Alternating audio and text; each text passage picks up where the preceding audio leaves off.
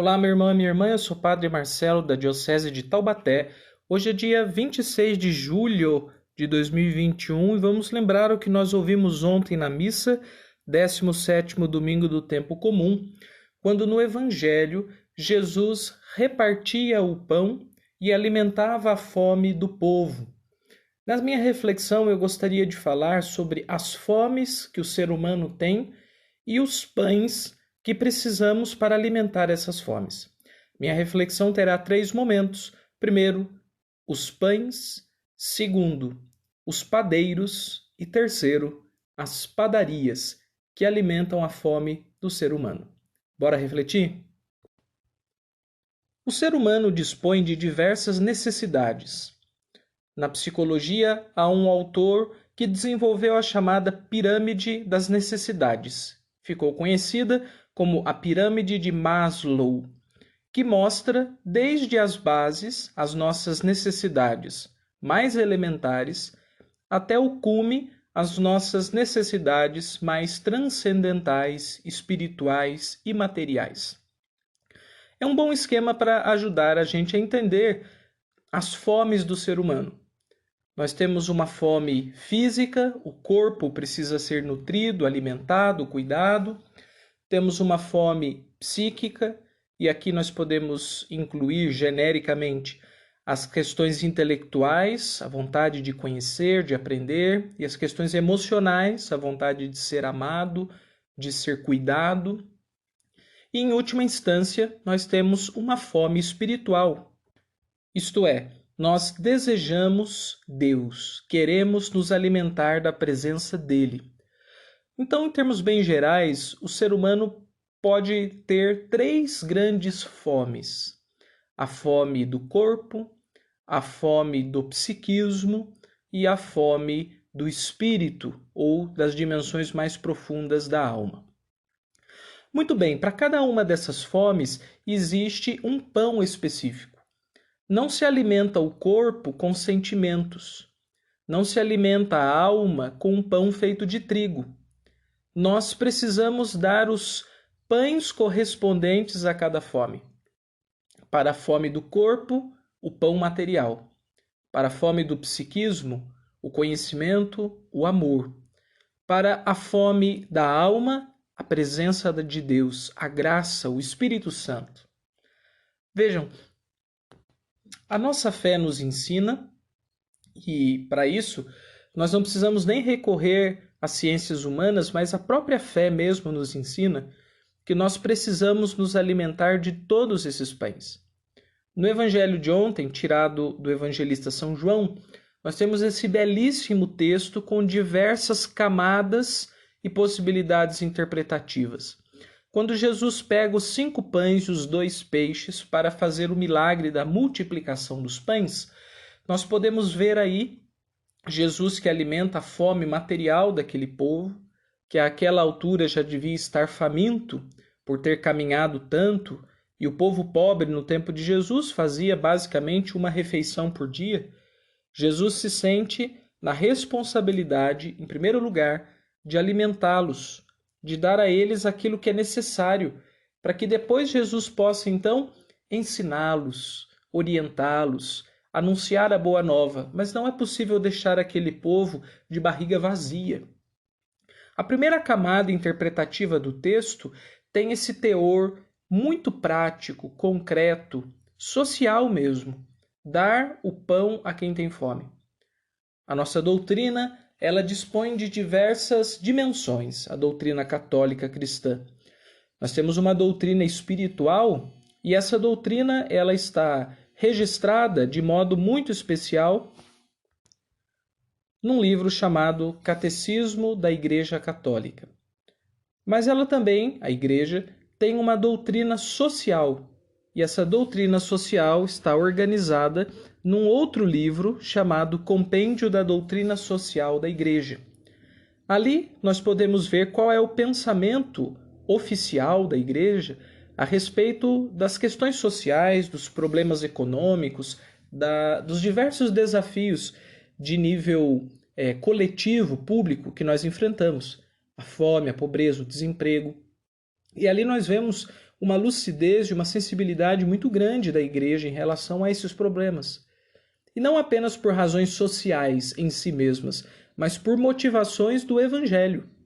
Motivados pela palavra de Deus e inspirados pelo exemplo de Jesus, provocados pela graça do Espírito que age em nós, com um coração compassivo como o do crucificado, com vontade de vida nova como o ressuscitado, nós fazemos o bem, promovemos a caridade.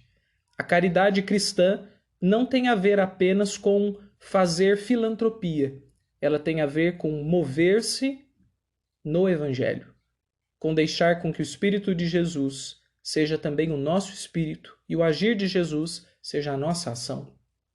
A primeira responsabilidade da igreja que somos nós, cada um dos batizados, cada um dos fiéis, na nossa vida cotidiana, é ajudar quem a gente puder a não passar fome. A primeira fome é essa, a do corpo, e as pessoas deveriam ter o direito e a dignidade de ter o que comer todos os dias.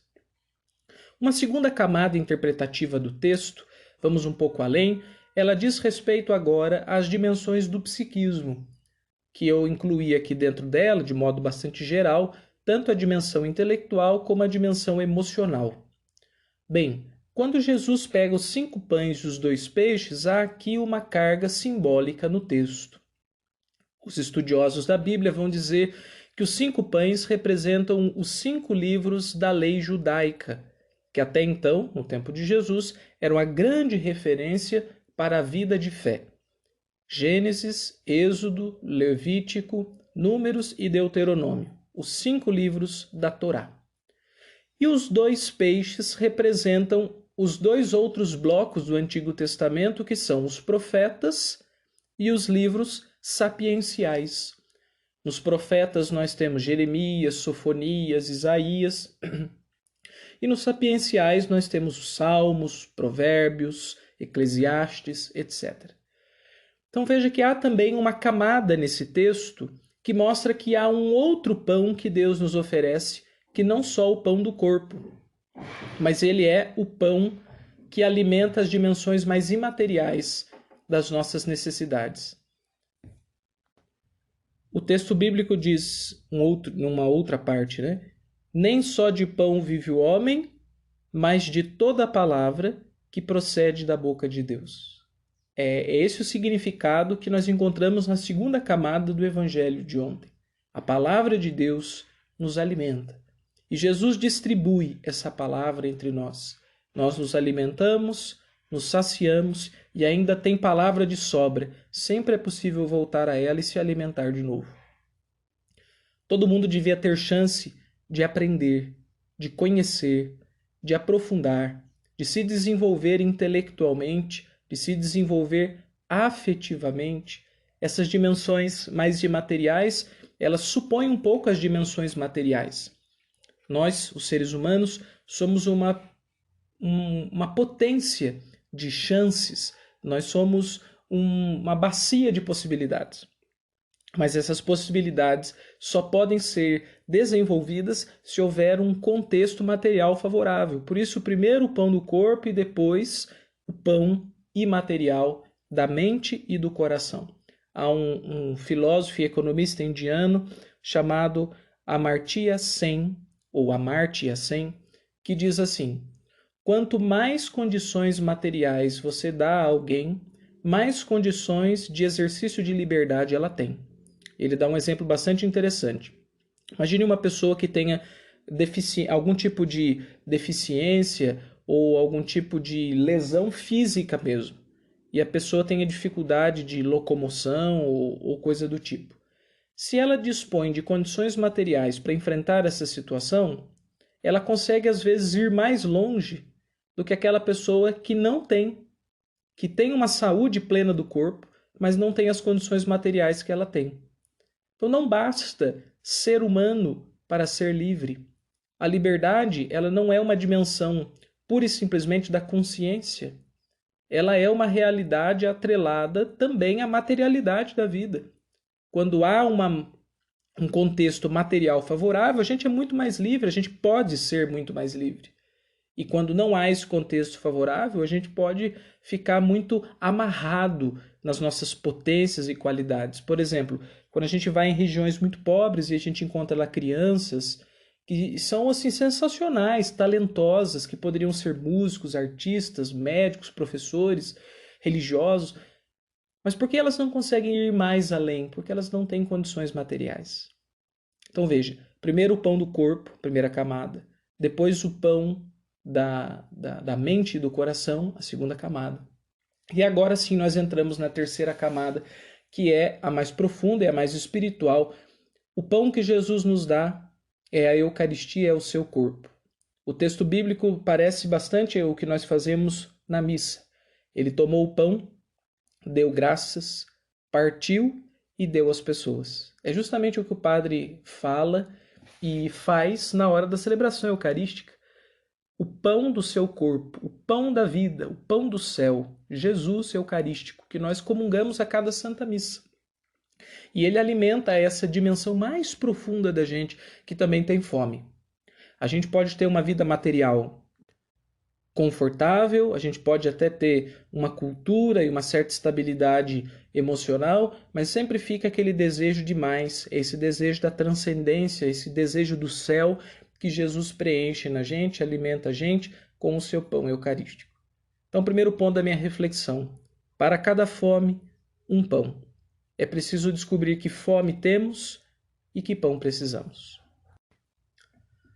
Segundo ponto da minha reflexão, eu falo sobre os padeiros.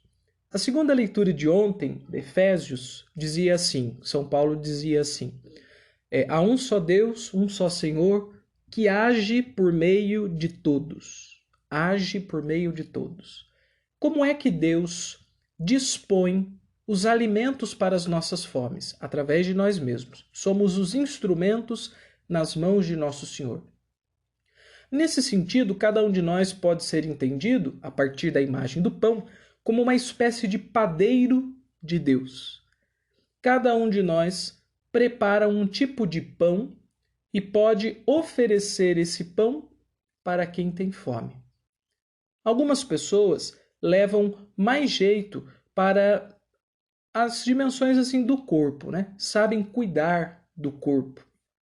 Não só cuidar do seu corpo, mas cuidar do corpo dos outros. Alguns exemplos assim mais gritantes, né, que vêm de imediato à nossa mente, os nossos médicos, os nossos profissionais da saúde. São pessoas ali que estão cuidando do nosso corpo. E a gente acha que o corpo é secundário quando a gente está com saúde, né? Porque quando a gente está doente, a gente sabe muito bem o quanto o corpo da gente é fundamental. Fundamental no sentido assim, ele está no fundamento do nosso próprio existir aqui nessa terra. Nós somos corpo enquanto estivermos aqui.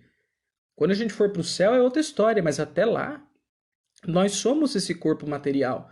E a gente precisa cuidar dele. E precisa ser cuidado nele. Então, existem alguns padeiros que oferecem esse pão do corpo. Os médicos, os profissionais da educação física, os pais, quando alimentam o corpo dos filhos, os cozinheiros, as cozinheiras e tantas outras pessoas que preparam esse tipo de pão para nós, fundamental, sem o qual a gente não pode fazer todos os outros pães. Ontem, a gente estava celebrando, do ponto de vista do calendário civil, o Dia do Agricultor. E há um ditado antigo que diz assim: se o campo não planta, a cidade não janta.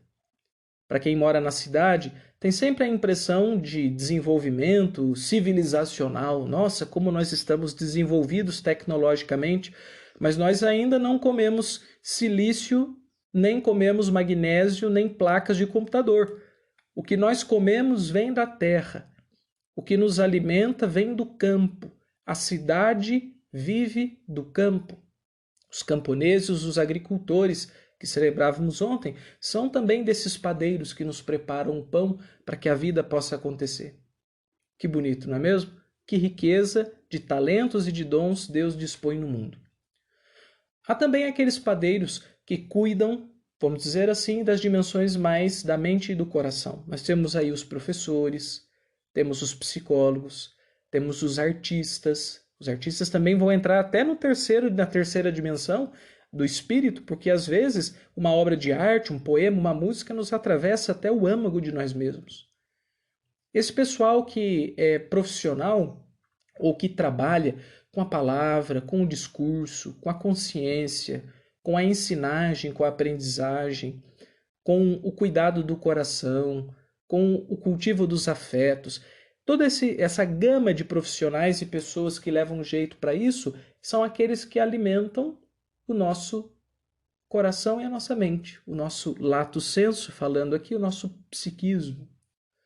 E nós temos também aqueles que se dedicam ao cuidado do espírito, aqueles que cuidam da nossa alma, que são basicamente aqueles que se aplicam às tarefas religiosas. Então nós temos mais explicitamente os padres, nós temos os monges que levam uma vida votada à oração e ao ensino da espiritualidade.